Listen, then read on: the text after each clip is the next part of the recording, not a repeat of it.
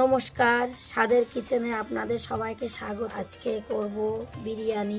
চালটা ধুয়ে নেব, মাংসটা ধুয়ে নেব। বিরিয়ানির জন্য জল বসিয়ে দিয়েছিলাম, জল গরম হয়ে গিয়েছে। এবার চালগুলো দিয়ে দেবো।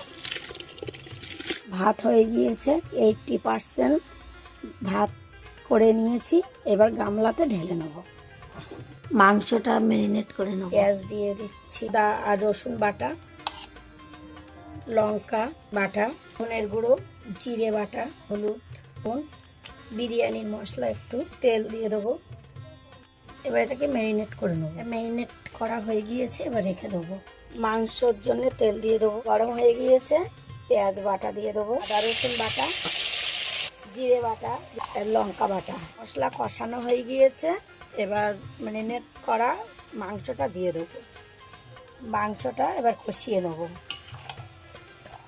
কষানো হয়ে গিয়েছে, এবার নামিয়ে নেব। লবণ, এবার ঘি, বিরিয়ানির মশলাটা দিয়ে দেবো।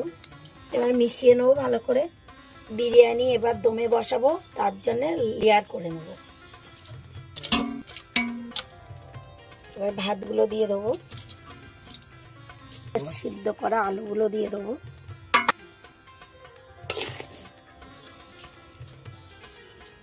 আবার মাংসগুলো দিয়ে দেবো, ঘিগুলো দিয়ে দেবো। জাফরান আর দুধ মিশানো ছিল, তাই দিয়ে দিচ্ছি। জল 1 ঢাকনি দিয়ে দেবো, গোলাপ জল। এবার মিঠা আতরটা দিয়ে দেবো, বেরেস্তাটা দিয়ে দেবো। এবার আটাটা দিয়ে মুখে দমে দেবো। আটা হাঁড়ির মুখে দেওয়া হয়ে গিয়েছে, এবার সিল করে দেবো। এবার দমে বসিয়ে দেবো। বিরিয়ানি হয়ে গেছে।